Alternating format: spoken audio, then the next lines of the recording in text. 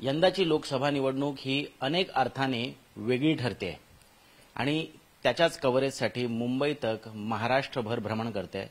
मी सध्या उत्तर महाराष्ट्रात आलेलो आहे आणि उत्तर महाराष्ट्रातल्या रावेर लोकसभा मतदारसंघातली काय परिस्थिती आहे हे जाणून घेण्याचा प्रयत्न करतोय। अर्थात उत्तर महाराष्ट्रात आलो आणि एकनाथ खडसे यांना भेटलो नाही तर इथे येणंच व्यर्थ ठरेल।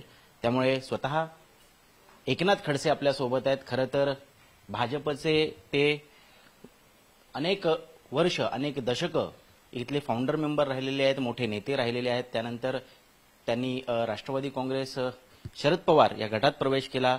अल्पकालीन तिथेही त्यांनी काम केलं, तिथेही त्यांच्यावरती जबाबदाऱ्या सोपवण्यात आल्या। मात्र या निवडणुकीच्या तोंडावरती असं काय झालं नाताभाऊ की तुम्ही राजीनामा दिलेला आहे आणि सध्या पूर्ण लक्ष रावेर लोकसभा मतदारसंघात केंद्रित केले। राष्ट्रवादी काँग्रेसमध्ये प्रवेश करत असताना काही मतभेद होते, काही जणांचे मतभेद होते आणि ते काही वेळात टोकाला जायचे। अशामुळे मी राष्ट्रवादी काँग्रेसमध्ये प्रवेश केला। त्यानंतरच्या कालखंडामध्ये काही मतभेद कमी झाले आणि नंतरच्या कालखंडामध्ये भारतीय जनता पार्टीमध्ये प्रवेश करावा, कारण की भारतीय जनता पार्टीत मी गेले 40-45 वर्ष झाले काम करतोय। तसं भाजप सोडून जातानाही मला अस्वस्थ वाटत होतं आणि बाहेर राहत असताना काम करताना अस्वस्थता येत होती आणि काही कारणांसाठी मी भारतीय जनता पार्टीमध्ये परत प्रवेश केलेला आहे। खरं तर ज्यावेळेस तुमचा राष्ट्रवादी काँग्रेसमध्ये प्रवेश झाला त्यावेळेस राष्ट्रवादी दुभंगलेली नव्हती। आजची तिथली परिस्थिती वेगळी आहे, पण जितक्या जल्लोषात प्रवेश झालेला होता तुमची एक्झिट मात्र फार सौम्य आणि शांत पद्धतीनं झाली। शरद पवार साहेब त्यांच्याशी अनेक वर्षांपासूनचे संबंध आहेत। खरं तर तुम्हाला थांबवण्याचा, मन वळवण्याचा प्रयत्न नाही झाला?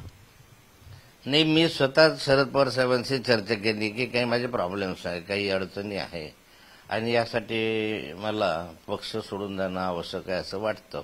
माननीय शरद पवार साहेबांनी ते समजून घेतलं आणि त्या संदर्भामध्ये तुम्हाला जायचं असेल तर माझी काही हरकत नाही असं स्वरूपाचे ना हरकत प्रमाणपत्र त्यांनी दिलं आणि त्यामुळे मी पक्ष सोडायचा निर्णय घेतला।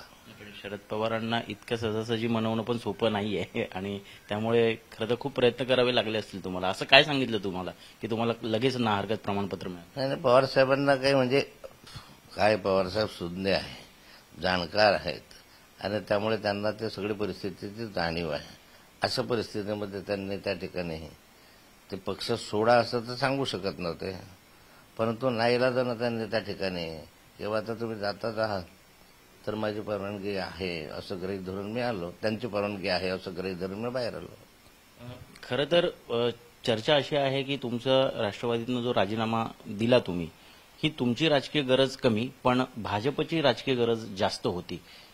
भाजपच्या वरिष्ठ नेतृत्वाकडनं सातत्यानं प्रयत्न होत होते की नाताभाऊ यांनी घरवापसी करावी वगैरे परत? भारतीय जनता पार्टीच्या वरिष्ठ नेत्यांशी माझे चांगले संबंध आहे, पूर्वीपासूनच आहे। नंतर मधल्या काळखंडात पक्ष सोडल्यानंतर माझे ते संबंध टिकून राहिले होते। अशा स्थितीमध्ये दोघांनाही हे जाणवत होते की आपण एकमेकांपासून दूर जाणं योग्य वाटत नव्हतं आणि त्यामुळे वरिष्ठांचाही आग्रह कधी राहायचा की आप क्या कर रहे उधर, आ जाओ इधर असं ते म्हणायचे, बऱ्याचदा गमतीनं म्हणायचे, कधी सिरियसली म्हणायचे आणि मग अशा स्थितीमध्ये सर्वांनी मिळून असा निर्णय घेतला आम्ही कार्यकर्त्यांनी की भाजपमध्ये प्रवेश केला पाहिजे म्हणून भाजपमध्ये आलो। खरं तर खूप कमी काळात ही राजकीय स्थित्यंतर तुम्ही अनुभवली। नेमकं कसं तुम्हाला म्हणवण्यात आलं पुन्हा भाजपामध्ये येण्यासाठी? कोणाशी चर्चा झाली? आज खरं तर पहिल्यांदा बोलताय म्हणून थोडंसं खोदून विचारतोय आणि जाणून घेण्याचा प्रयत्न करतोय की प्रक्रिया काय होती। स्वतः अमित शहा बोलले, स्वतः पंतप्रधान बोलले, राज्यातले काही नेतृत्व त्यामध्ये सहभागी होते? कोण बोललं आणि कोणी आग्रह धरला वगैरेचा विषय नाही, माझी स्वतःची ही इच्छा होती आणि त्यामुळे मी भाजपमध्ये प्रवेश करण्याचा निर्णय घेतला। सध्या मी पाहतोय रावेर लोकसभा मतदारसंघासाठी अगदी जोमाने आम्ही तुम्हाला काम करताना पाहतोय। सकाळी 7 वाजल्यापासून तुमचा प्रवेश जो भाजपमध्ये होणार आहे अजून मला वाटतं झालेला नाहीये। मुहूर्त कधी मिळेल माहित नाही, तुम्ही सांगू शकाल, परंतु एका मतदारसंघापुरते नाताभाऊ परत भाजपत आलेले नाहीये तेवढं मात्र निश्चित। भाजपला नेमका काय फायदा होणार आहे येणाऱ्या काळामध्ये? काय फायदा होईल तर निवडणुकीच्या निकालानंतरच दिसेल, परंतु रावेर मतदारसंघामध्ये मी राहतो। रावेर मतदारसंघामध्ये ही जागा निवडून आली पाहिजे, चांगल्या मताधिक्याने निवडून आली पाहिजे, यासाठी माझा प्रयत्न आहे. भाजपचा कायम गट राहिलेला आहे. जळगाव असेल, रावेर असेल, अगदी भाजप रुजवण्यापासून ती मोठी करण्यापासून सगळ्यामध्ये तुमचा खूप मोलाचा वाटा राहिलेला आहे. आज पुन्हा एकदा त्या भाजपला या त्यांच्या गडामध्ये नाताभाऊंची गरज पडते.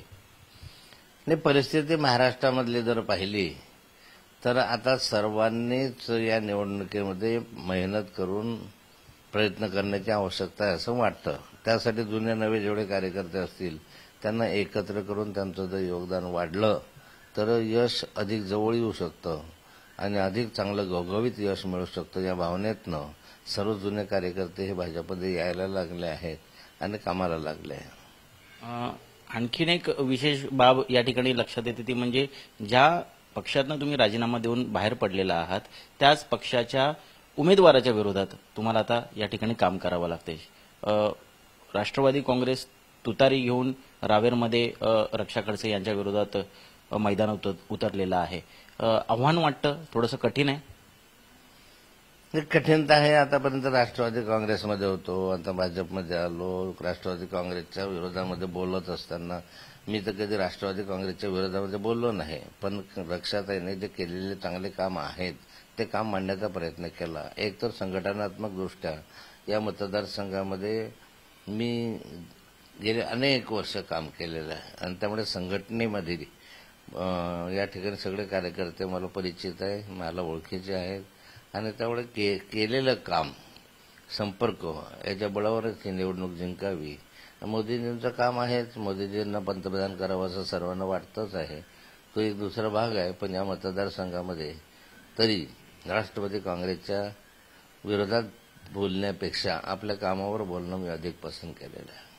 परंतु राजकीय भूमिका बदलल्यामुळे कार्यकर्त्यांवर, पदाधिकाऱ्यांवरती त्याचा परिणाम होतो आणि तो कुठेतरी निवडणुकीत अडथळा ठरेल असं वाटत नाही का?